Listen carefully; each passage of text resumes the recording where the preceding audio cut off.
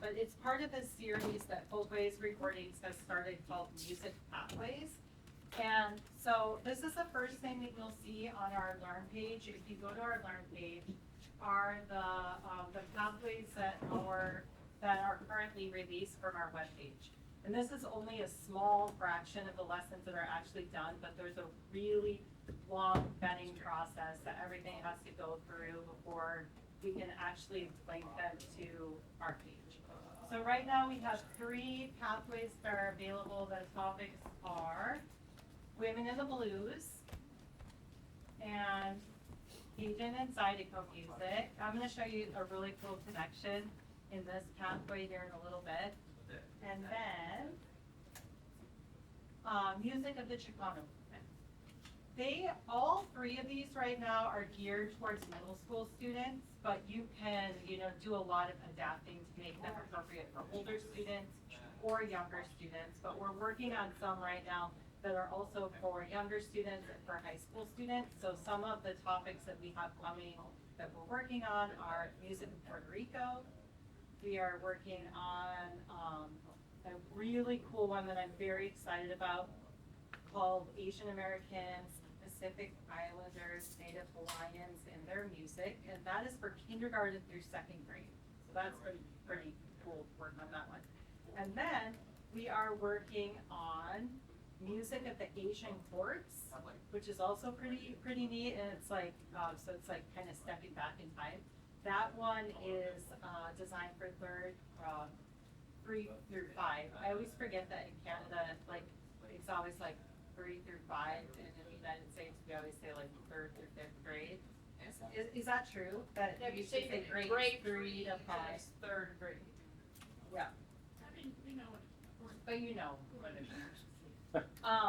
And then the one that we're working on with Marcia is called Sound Communities, and that is tied to a series of albums that we are producing in collaboration with the Center for Sound Communities. So the Sons of Member 2 album, which we experienced yesterday, and then the Las Nativate album, which is, when is that being released? Well, we're hoping February, which is African History Month. Called differently in different parts of the country. Yeah. Great. So what in the world is the music pathway? Because it's a little bit tricky. So I had a little bit of an aha moment in Katie's session, because I started to realize that the way that this is structured, I feel like it's kind of a mixture of world music pedagogy, which is something that I've been familiar with for a long time, and it's just like in me. So the pedagogy just naturally comes out in the resource.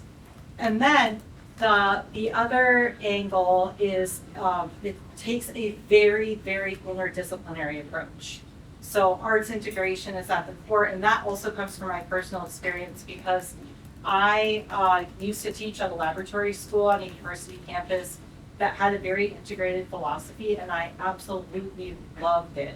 So when we taught middle school, we had one semester during the year where we really did start to blur the boundaries between subject areas, and the whole middle school would have a topic. So we would decide together what that topic was.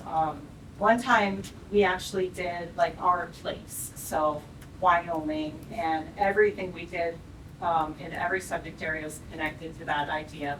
One year we did one called Mars is Ours, which was like all about space. And so I remember being in a classroom with a science teacher, and I was teaching a lesson from NASA that like connected music to binary code and how they communicate with satellites in space. So just really cool things like that. So you'll see the integrated approach come out in these resources. So the pathway, just to clarify terminology a little bit, the pathway is this big thing. So it's this huge overarching theme. So sound communities, music of the Chicano movement, Cajun and Zydeco, that is a pathway. And then inside the pathway, I'm going to show you Cajun and Zydeco because it has the most lessons up right now. Inside the pathway, there are smaller segments of content and we are calling them lesson hubs because you don't have to do the whole lesson. The idea is that these are supposed to be flexible, customizable. You can use them however you want to put together your own pathway. So we're calling it a lesson hub. And the lesson hubs have a sub-theme. So the lesson 1 of Cajun and Zydeco is like an introduction. So it's called Gumbo, Introduction to Cajun and Zydeco Music. And then lesson 2 explores migration and location and how these people came together in Southwest Louisiana and how this music tradition started. All the way through, I think the last lesson is music, food, and culture. So there's these little themes within the big theme. So when you click on a lesson hub, so this is lesson 1, it gives you a little overview of the content. And then there are 3 paths that you could take. So my initial vision for this was that it would be truly integrated. So my dream is that this is taught by like a team of teachers all together, no subject areas, just we're all teaching this stuff together. But sometimes people need a little bit of a window into what that looks like. So these icons over here, they are intended to like give you an idea of what is sort of going to, what's the focus going to be. So if you look at this one, when you see the book icon, a social studies teacher might feel comfortable with that path as an entry point, because what the book means is that music is always going to be at the heart of the path, but the main emphasis will be on using music to teach something about history or to teach something about culture. The headphones will just tell you that there's going to be a lot of listening in the lesson. So if you're thinking about world music pedagogy, those types of paths will have a ton of stuff that is related to like the attentive and engaged listening dimensions that we've been talking about all week.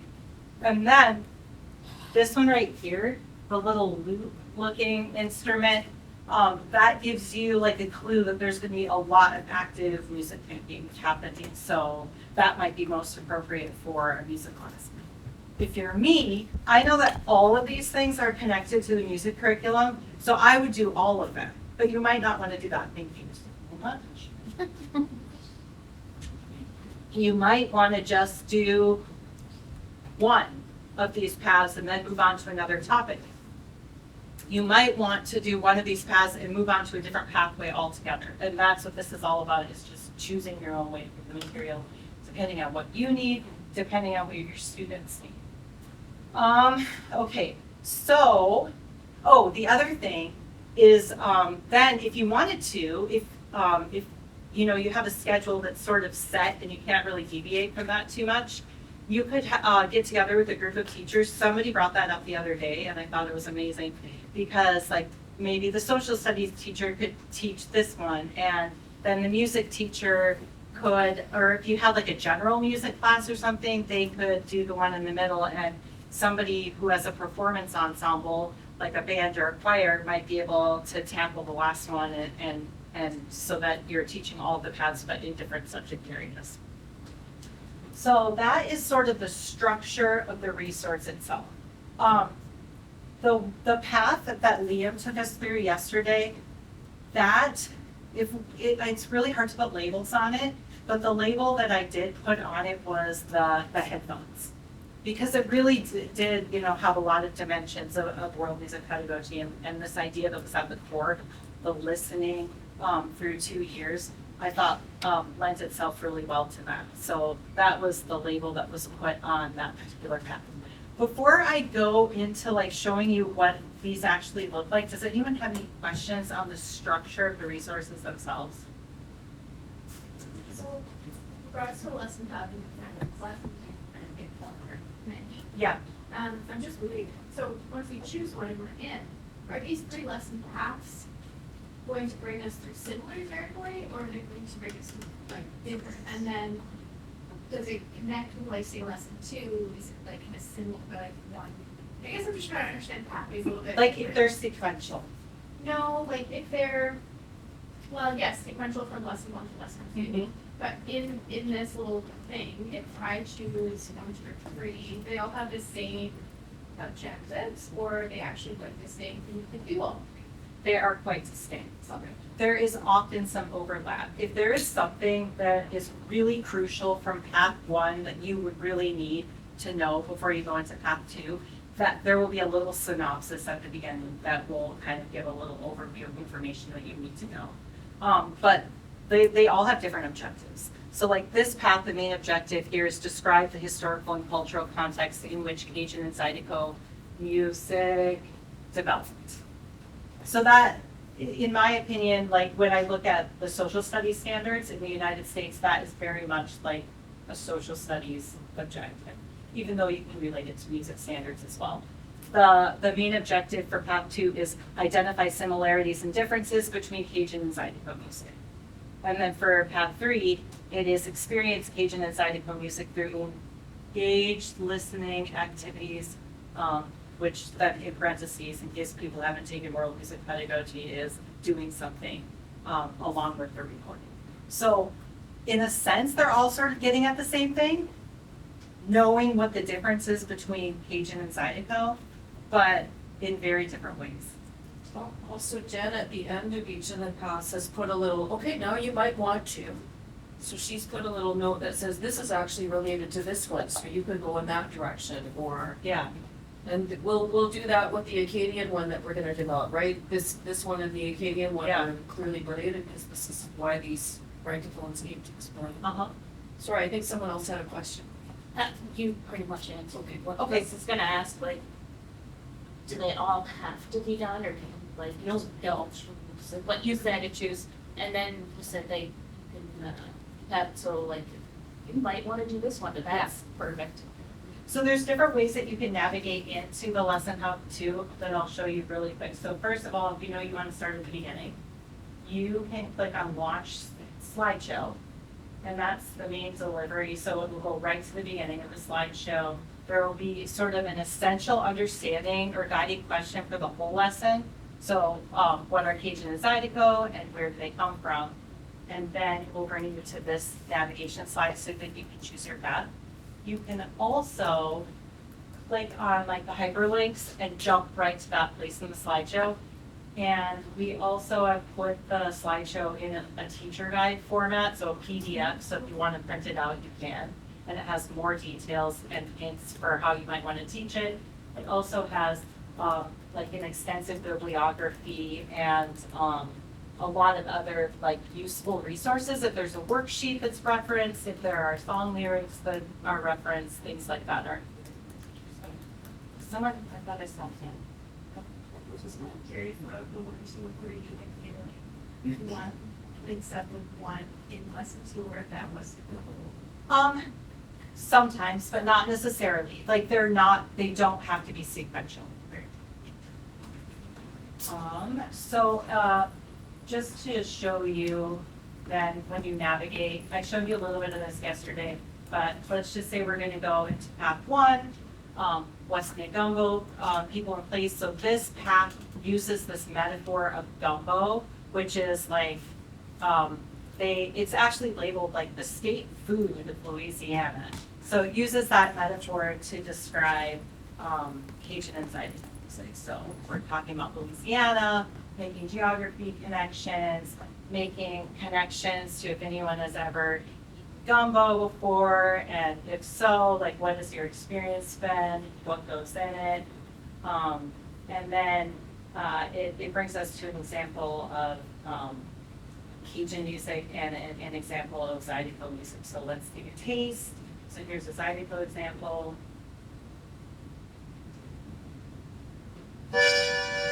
Eso. Tu che c'hai ancora? E tu che c'hai magnifiche? Allora le sai con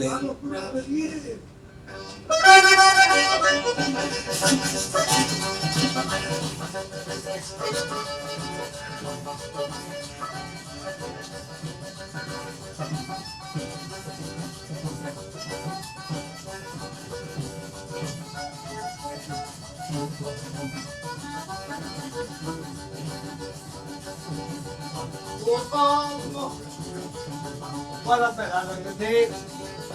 Dali ko ay batali. Dali ko ay batali. Tama na nga tayo. Tama na ba tayo? Parihin ba tayo? Parihin ba tayo? Parihin ba tayo? Parihin ba tayo? Just so you can hear the difference, this is the same song but a Cajun interpretation.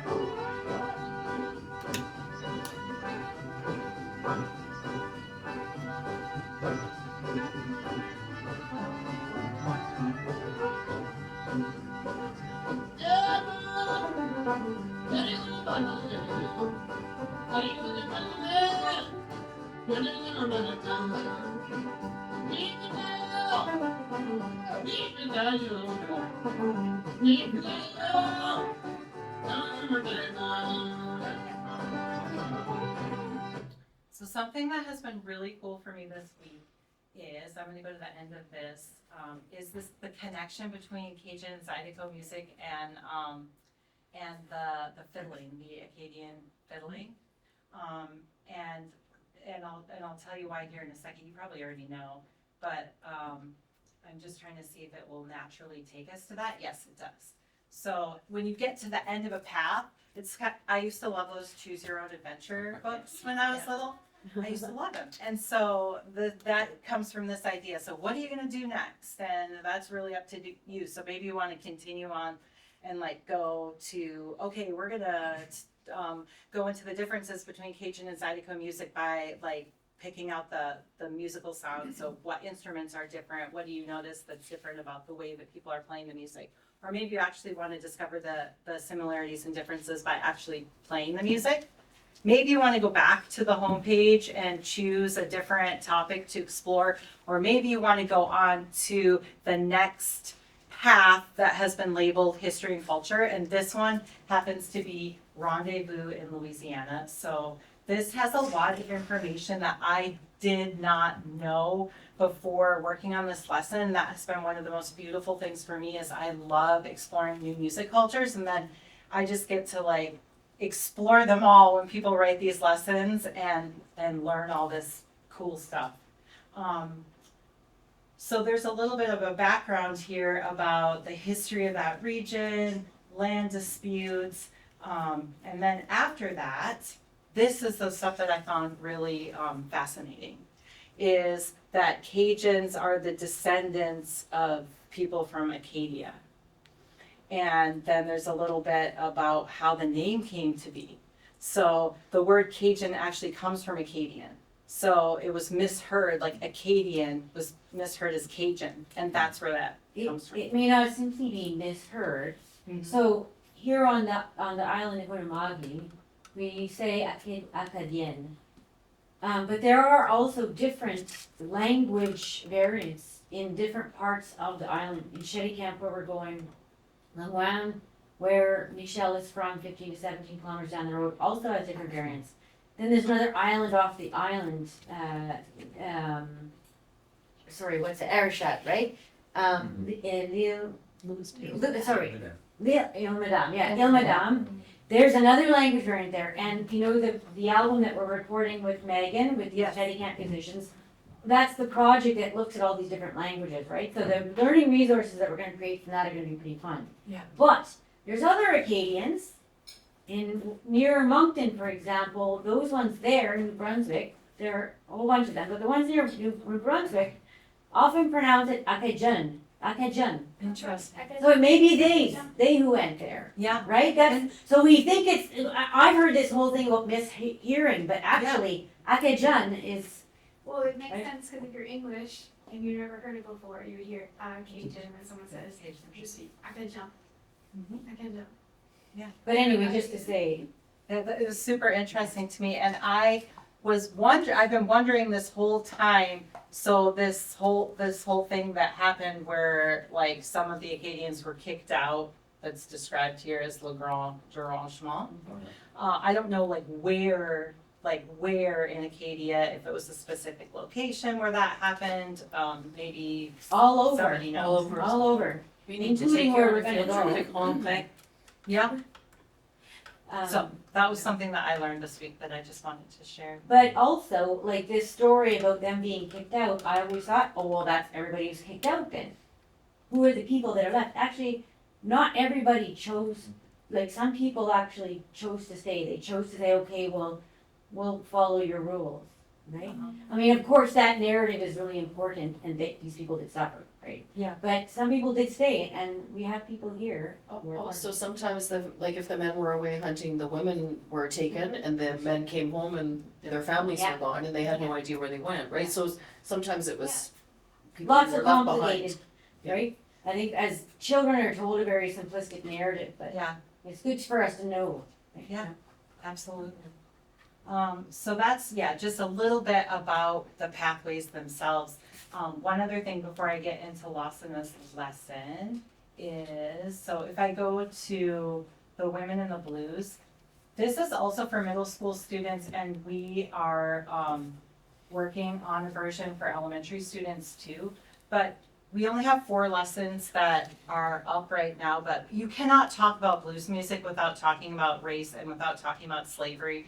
And so this is, I think, kind of an interesting example about how some of those issues have been framed. So although I'm not going to go over it right now, you might want to spend some time exploring this lesson. Lessons 2 and 3, I guess, are really dedicated to like West African connections in blues music, what happened before the blues, so how did things like ring shouts develop, field howlers, spirituals, all of these genres that informed the development of the blues.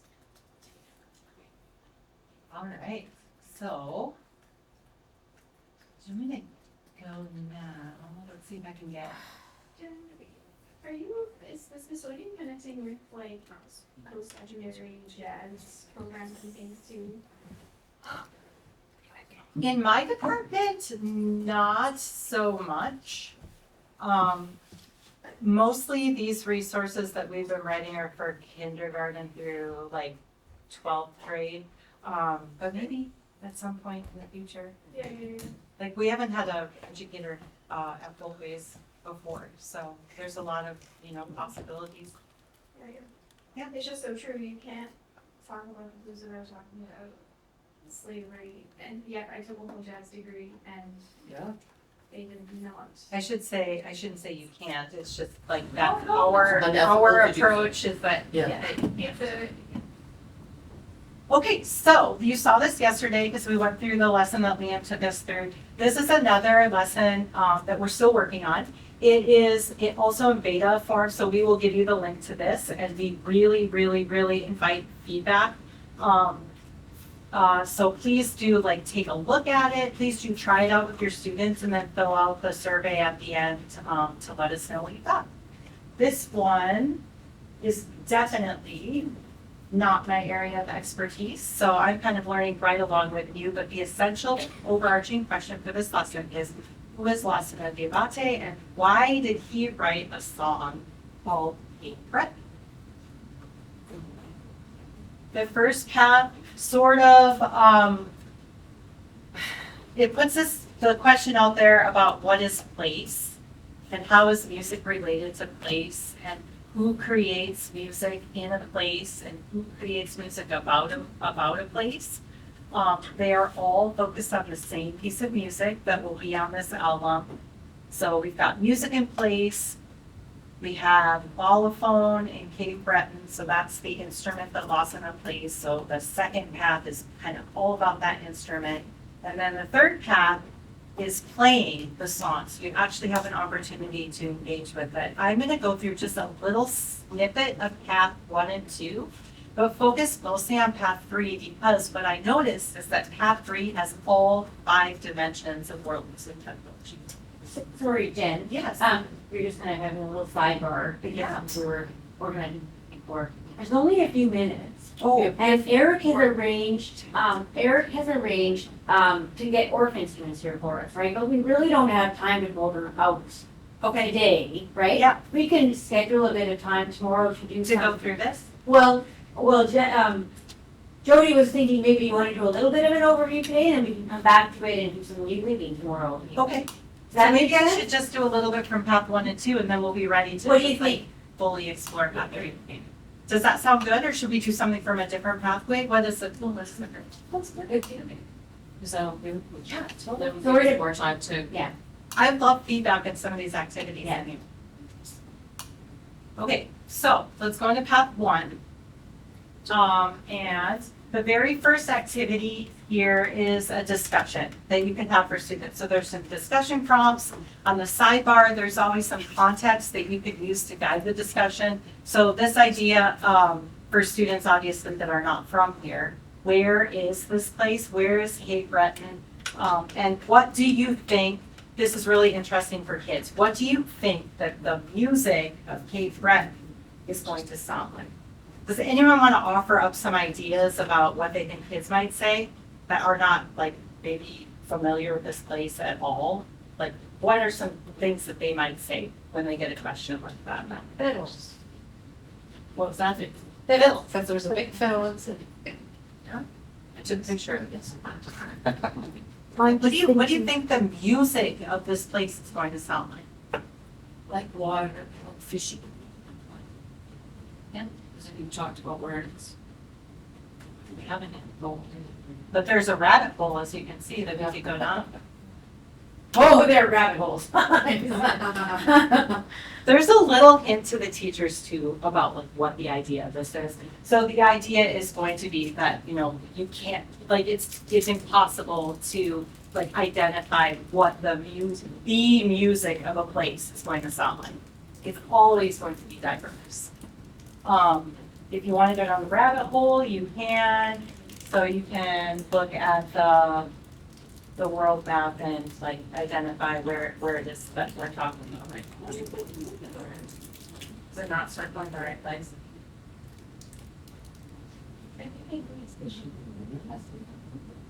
Yeah, that's That's Newfoundland. Oh, so we need to shift the circle. Make it a little smaller. There's a chance that the image got moved and then the circle got moved Yeah. because it's imposed upon it, but I will make sure that that's it. There we go. In the right spot. Okay. Yay. Okay. So then we do make a connection to lesson 1. So we bring it back to lesson 1, and we talk about the Mi'kmaq people of Nova Scotia. We talk about Unama'ki, and that the name means land of the fog. There's more information in the sidebar for the teachers. You can go deeper into all of this if you want to. And then there's a listening activity.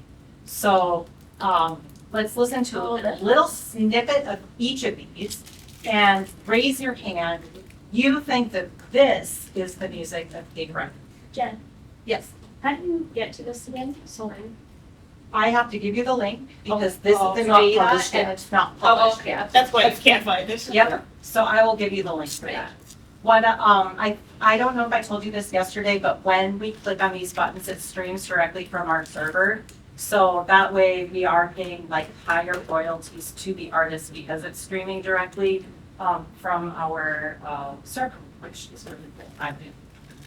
Raise your hand when you think this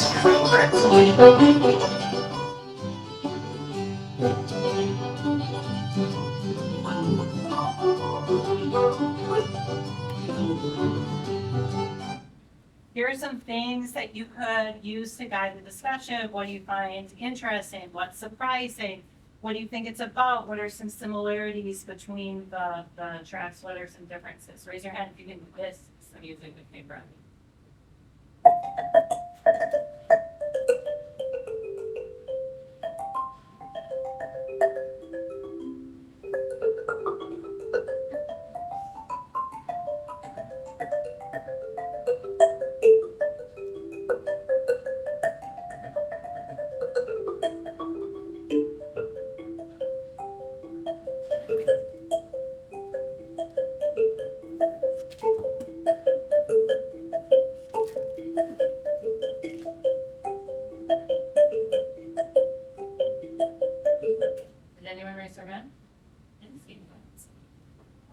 this one.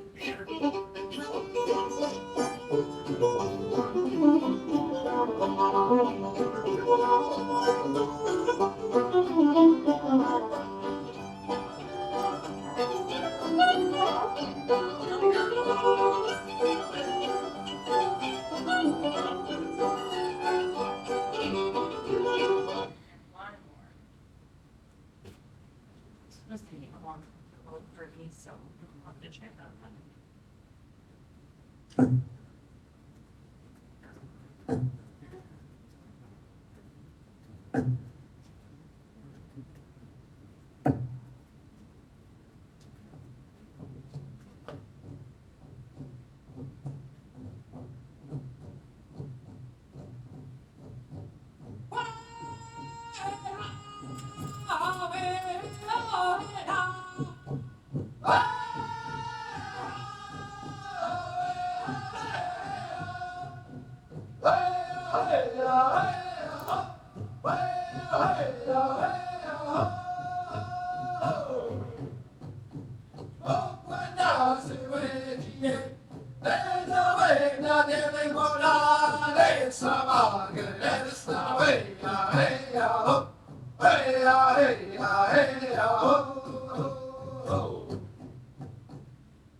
And trick question, it has the artists here.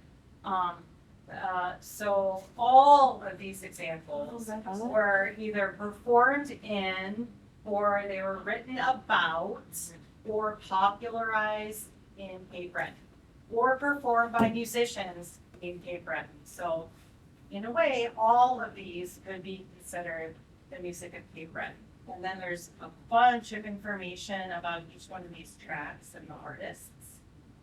And you can listen again with that context in mind. So now we're going to meet the artists. So this song is called Cape Breton. We're going to focus on just one of these pieces that we listened to just a little snippet of. And so this is Fode, am I saying that correctly? Lasana Diabate. He goes by Lasana. Right. And so we do say that, we say that he goes by Lasana, and so that's a question that I still have, is if we should explain why he goes by Lasana, or if we should just list him as Lasana, or but we can come up with He had his more formal name and it's on his passport, but he says, we're going to go by Lasana. Okay, great. So what do you like? So I think He we should. chooses Lasana. Okay, He tells us to do that. so maybe we should just leave it at that. Fine. So he is a musician. How do we say it? Is it Mande musician. He currently lives in Mali. You can go down the rabbit hole to look at where Mali is, which we will do in a second. And this song was inspired by the island of Unama'ki, also known as Cape Breton, and the time that Lasana spent in Nova Scotia. So with that in mind, let's listen to a little bit of this and actually watch who plays.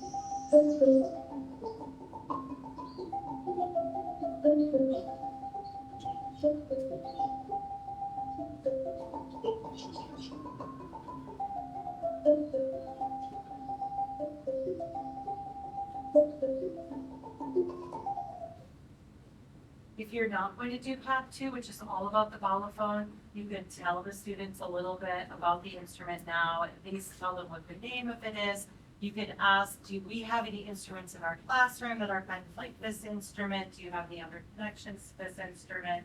What do you think he is trying to convey about Cape Breton through this music? You can find these places on a map. It's right there. It's more card, I think. So there's the West African region. You can find Mali, or I think it also said in the contextual information that he was born in Guinea. So you can find those countries on the map, and then you can find the relationship between these two places. And then this comes directly from Lassana and the liner notes. So what was the inspiration for this song? He said, I've had the good fortune of traveling a great deal around the world, but every time I come to Cape Breton, it makes me very happy. This place inspires me greatly. It was very beautiful, and that is. I have a funny story to tell you about that photo. It was photoshopped. The thing was photoshopped out of it. Oh. But don't, it's kind of fun. The designer first decided to Photoshop it out. It was a very cold day. He's not used to the snow, okay? And he had something in his hand that he was drinking to warm himself up. What do you think it was? That would have made it even more Cape Breton. Tea's coffee. Oh, okay. Yeah. But we photoshopped it out. I think it would have added character.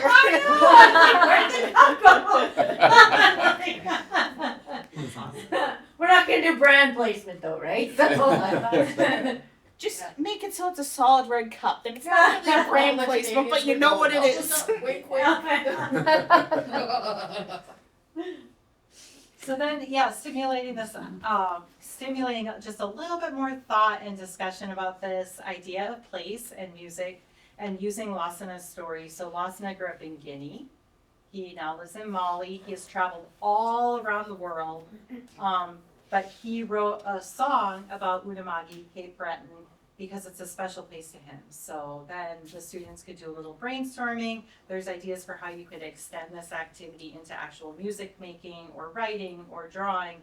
If you were going to write a song about a place that was important to you, what sounds would you include, and why would you include those sounds?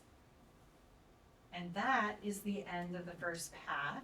So there's a couple of questions that kind of wrap things up, and then there's some choices. These are not fully fleshed out yet because we're still working on it, but you could continue to path 2 and learn about the bolophone. You could play the song, or at least some parts of it, or return to the homepage for the Sound Communities Pathway. So yeah, maybe would it be a good idea to just kind of leave it there? And I think tomorrow we can do a little bit more listening and actually play some of the parts. Yeah, Eric has arranged for those orff instruments. Thank you, Eric. So we can use them. Thanks, Jen. Yes.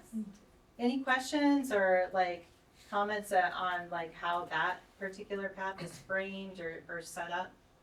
It looks very engaging. Any teacher would just easily be able to use it. I think the children would be engaged as well. I really liked it. So the ones that have the book, the other thing that we found too is sometimes social studies teachers or classroom teachers are afraid when they look at this resource. They're like, I don't know anything about music. I don't want to touch that. And so one thing that we've tried to be mindful of is to make sure that at least in those paths that you can feel comfortable facilitating it without feeling like you need to have any special musical knowledge or experience to like actually lead students through the music making process. And so, And Jen's notes that are the PDF that you could download and have, right? So this you can click on something to make it full screen so that the students aren't seeing the notes on the side and you can have the notes only. If you read through the notes ahead of time, it gives you quality information to give background so that you can adequately field the discussion. yeah, definitely. I'm trying to, I'm not sure if we have that up for that particular lesson, but I can show you like in this lesson. If you go to, it says student slideshow. So if you launch this version of it, then it's just full screen. So you could do that and then just like read off of the PDF if you wanted to. You could also use this if your students like all have their own device, then they could just open it on their own computer too. Eventually, would you have this like to download it so you're not in a browser? That is a really good question. And for this project, that was the original vision. Is we wanted these to be accessible to everyone, like especially places that maybe didn't have like easy access to the internet. And so that it's still part of the plan. Right now, they're only available on the browser, and it has to do with the rights and royalties. It makes it hard to count the streams and to pay out the royalties if people are downloading the whole slideshow with the track embedded. The other thing that the Smithsonian, like all of this has to go through the Smithsonian lawyers. That's what part of the reason why it's such a long process to get these up online. But since it technically says Smithsonian, like it's labeled Smithsonian all over the place, the Smithsonian doesn't like the idea of downloading the slideshows, people making whatever changes they want to the slideshows and still having the Smithsonian branding on it. We might think that that's just, oh, it's proprietary, but it's not just that. If we think a little more deeply, the Smithsonian does have a responsibility to steward the content that they are holding. There are lots of problems with how they got a lot of that material, especially when we're talking about Indigenous communities. Nonetheless, they still do have a responsibility. I have to say that for myself, like, I've gained a lot of appreciation about that. I mean, one good thing is that technically the Smithsonian Folkways is supposed to, in perpetuity, safeguard these materials in perpetuity. We don't know what's gonna happen right now, but, I think that the But- only thing that I really can say is I think that there are some safeguards in place. yes, yes. So, oh, sorry. The other thing is that through this process with the Sons of Member to our research, we have actually created with Smithsonian Folkways new protocols and licensing policies to be mindful of shared stewardship and respectful of Indigenous property ownership. So that's been, that's one of the things we won this big award for, because of that kind of impact. So there are going to be problems institution-wide, like the one we just talked about. I would feel a little resentful of that in some ways. On the other hand, there are other considerations that I would ask us to kind of keep in mind. Although my colleague, her name is Logan Clark, that I work really closely with Logan. We've still been talking about this lately though, and we still are trying to make downloadable versions for special situations. Just maybe not like a widespread thing, but we're using this platform called slides.com, and the reason why we're using it is because it is one of the only open source slideshow software that's available that will actually allow you to change the code so that we can do things like stream our tracks through the slideshow. And right now you can download to like a PowerPoint, or you can put it in a version that you could like put on Google Slides, but it's a flat version. So then you'd have to like go back in and relink everything.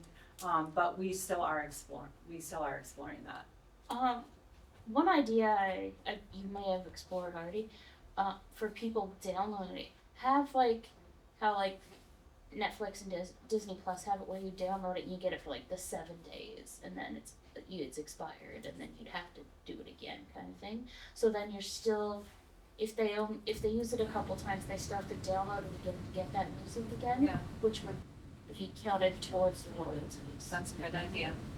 And in the United States, I think the law is that you pay royalties after 30 seconds, which is why on the website you get like the 30 seconds before. They say kind of, Okay.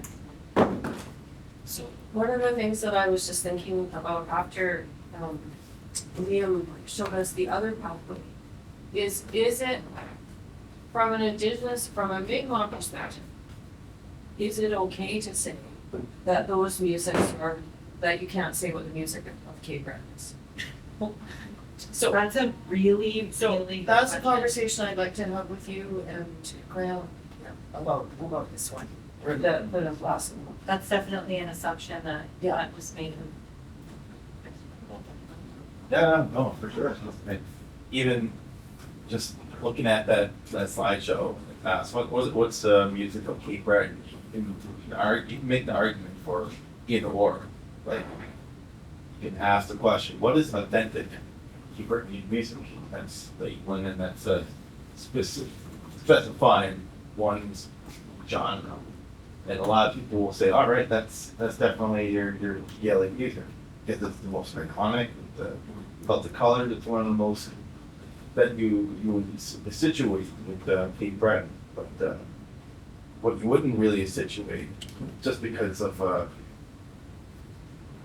guess Gojwa. Gojwa is specifically from Mi'kmaq. You can say, to go back to that question, I would say our music is not Cape Breton, it's Mi'kmaq. That is Not such an interesting point. Yeah. Organist was written by a composer of membership. That's the other thing. Yeah. That particular song was written by somebody at membership. And we deliberately don't call it Cape Breton, it's Unama'ki Cape Breton. So, I was wondering if that was problematic too, to have it, I guess, / well, I Cape Breton. don't like the slash, but I think Roman chose the slash. I don't like the slash, I always put Unama'ki first. And I say Unama'ki Cape Breton, and Unama'ki and Cape Breton in brackets sometimes. And then I'll drop the Cape Breton. But it depends what the context is. Right, I was just gonna say, it gets complicated Yeah. since the title of the song is Yeah. Cape Breton. Yeah, but that's, and the other thing is Cape Breton is how he said it, Lasana does, right? But that slide was in itself, like, the whole thing about which is the music of Cape Breton. This is because we are trying to problematize that. When we're dealing with classrooms full of kids from all over the world, and as far as I know, everybody is these days, right? Here and in school, like, if that's not the music that they recognize as theirs, but they're living in this place, that means they don't belong here, or what? Like, this is the thing, right? So what are the musics of Cape Breton? Who are Cape Bretoners? And that's really what we're trying to get at, is problematizing this, the one narrative, right? That video that we watched at the beginning. So maybe it's a note to the teacher that you may want to consider bringing this into the discussion, but maybe when we come back to this one, we should consult. Yeah, Right. and, yeah, last thing, say now that we're running short on time.